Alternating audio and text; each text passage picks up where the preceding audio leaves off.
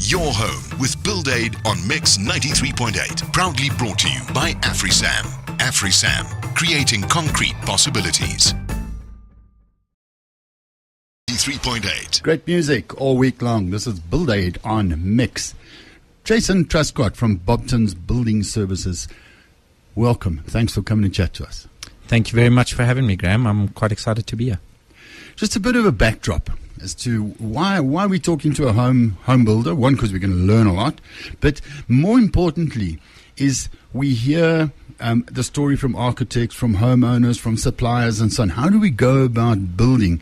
And every now and again it's good to bring in a homeowner, a home builder contractor and say, okay, so how does it really work on site? So that's a sort of background to why we're having a chat. But before we do that, you're from Zambia, or originally from here, then went up to Zambia?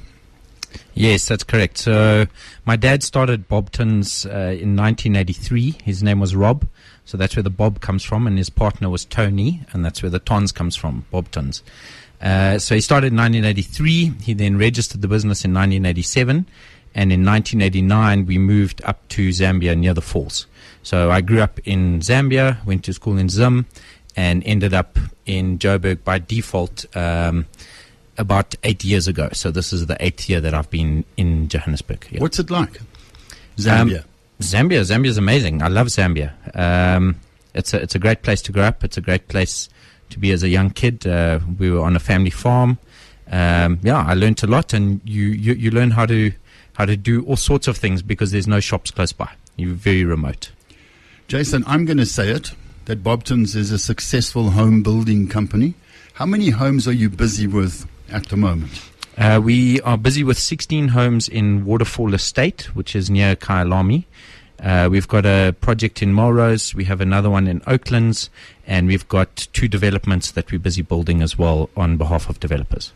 Okay, so with that background, I'm going to be asking you for your opinion on a whole lot of things. But let's start with the process as a homeowner now. I buy my stand, I employ an architect, which is something we'll talk about at length, and I get some drawings going, and now I need a price.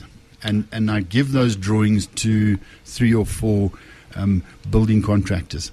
Now, the problem started generally that the architect wasn't employed to do the whole job. They were employed to do the plans or get the plans approved or whatever, but not the whole job. So we don't have all the information. These plans land up with contractors or home builders like yourselves. How often do you get plans that lack information? Look, I think a lot of it depends on the architect. The type of houses that we build, generally the information is on the drawing, but it's very varied. So I've had plans where every single thing is detailed, and then the quote is very detailed and it's very precise. I have plans that don't have an electrical layout on it, that don't have plumbing and sewer, and then you have to assume those things. So through my experience, when something's not on the plan, I know that home needs a sewer line. I know it needs a stormwater line. So we include that in the price. The problem is that generally a lot of other guys won't. So now you're not comparing apples with apples, and it becomes very onerous and very challenging for the client to make an informed decision when he's not comparing, two of the same thing. As you said, Jason, you're working in areas, more upmarket type homes would tend to employ architects correctly. Correct. And therefore have the correct information. But generally, do you know there's a statistic that shows that 60% of the information required on the average drawing is not there? I can believe it. I think structurally the information would be there. Now, structure only forms half of the build. Sure. But the provisional items, the information is very absent. And that's where it's up to the builder to make up his own mind whether he would like to put down a 250 Rand tile or a 400 Rand tile in that home. And that can warp a quote, just that. I could believe it. Jason, from your experience, not necessarily at Bobtons, but just generally in the industry, how often do you see homeowners approaching home builders or contractors without an architect? The architect's done his job and he's gone. Probably 80% of the time. The principal agent, who's generally the architect, I would say maybe if we're lucky, 2 out of 10 times the architect will be fully involved and be the principal agent and see the project through to completion. That's the beginning or the roots of the problem. Kay, how are we doing? Are we driving around or flying around? We're doing all sorts of things, but Debbie's one of my favorite people at the moment. She's put down Spanish Train, Aeroplane Jane, which is Karen Zoid, and Debbie and I agree. She's one of SA's best, absolutely. Then we've got Leaving on a Jet Plane twice, one from Debbie and Mike T. Was that John Denver? Leaving on a Jet Plane? Yeah. Oh, man, I love that song, even though it's a bit pappy to like John Denver. Well, John Denver probably had 3 good songs. Well, that's one of them. We got Radar Love, of course, Rod Stewart Sailing, that's definitely one. And then here's one that you can sing to your Uber driver when you're on your way home from a jewel. Baby, you can drive my car, and that's from Tom in Lone Hill. So send us your songs about transport, all modes. We're looking for UFOs as well, if you have them. 41348. Now, Jason, a company like yours, contractors like yourselves, and there are a lot, thank heavens, you're going to see these things coming and deal with them. Otherwise, you wouldn't be busy with 16 upmarket homes. Even if the drawing wasn't clear, you're going to make it clear. Is this part of, well, a silly question. It's part of the process. Who do you go through this process with? If there's an architect and an owner, or if there's no architect, how do you make these decisions, or do you find a lot of them you can make on your own? Yeah, I think where there's an architect, you kind of always revert back to the architect because he's your point of contact with the client. Where there isn't, we'll ask the client, and very often I'll advise. I'll say, in my experience, and my favorite saying is, if this were my home, because I always try and build every home as though it were my home. Because if I do that, then I'm surely going to make the right decision, you know. So I just kind of advise as best I can. Look to the client for what they want to do, because ultimately it's their home.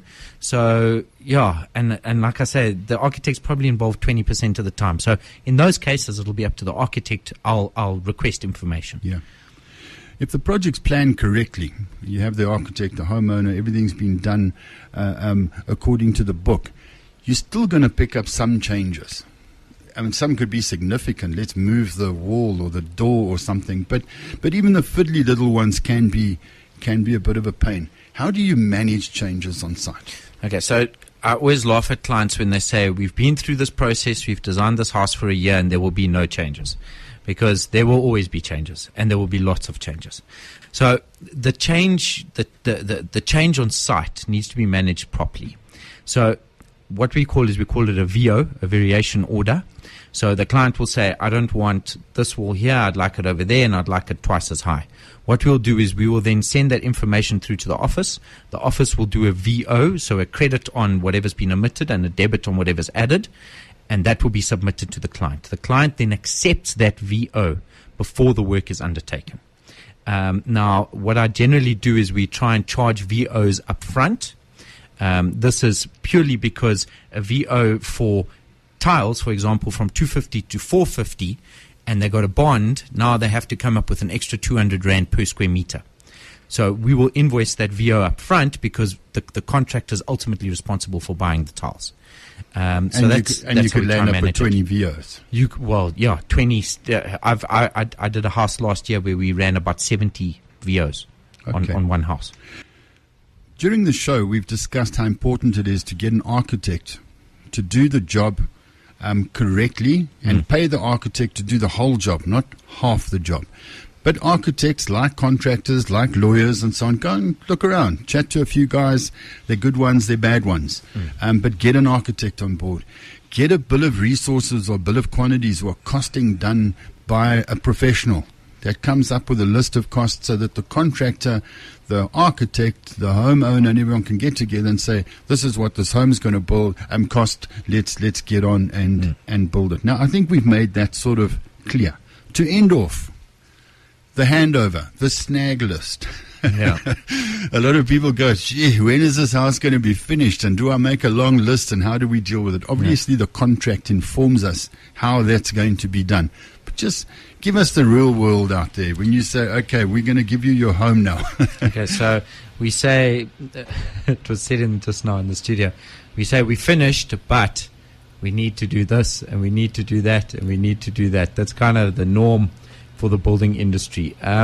what I try and do to close out a project is we do a list of room by room. So we do the snagging process up front. We then hand over practical completion to the client, which means that it can be used for the purpose for which it was built. So he has practical use of it. He's got an occupation certificate, he has hot water, he has electricity, he has all the things that a home should have. There will always be snags on a home. The client or the principal agent, so the principal agent being the architect, will then compile a snag list, which is then completed by the contractor, by Bobtons or whoever the contractor is. So we typically, as Bobtons, we try and do a lot of the snagging during the process and upfront. We do a lot of stuff on WhatsApp. We create a WhatsApp group for each house, and client will often walk in and take photos and say, not happy with that, not happy, and we address it and we sort it out. Okay. Proactively. Yeah, proactively. Okay. How have we done with the transport? Gee whiz, we've got so many. We've got more coming in. Jethro Tull, Locomotive Breath. And of course, finally, somebody has said horse with no name. That was Ronnie. Well done. And of course, there's Radar Love and Silver Dream Racer by David Essex. And that was from Will. Jeez, that's an oldie. Great memories, everybody. Thank you for all your memories. And I forgot this one. Born in a UFO, David Bowie. And everyone believes he left in one as well. Jason Truscott from Bobtons Building Services, thank you so much for coming to chat to us. Graham, thank you. It was an absolute pleasure. Thank you for having me, and I really appreciate it. And to Kay and Simon looking after all of us, Ian doing this YouTube stuff. Go and check it out, BuildAid on YouTube. See why we're not on TV. And Nontlantla, our manager, sitting in the background looking after us as well. Remember, we do this every week between 6 and 7. Up next is Adam Ford Cortina. Catch you later. Your home with BuildAid on Mix brings you all sorts of interesting info about building. Graham Alexander chats to different guests every Wednesday evening between 6 and 7. Proudly brought to you by AfriSam. AfriSam, creating concrete possibilities.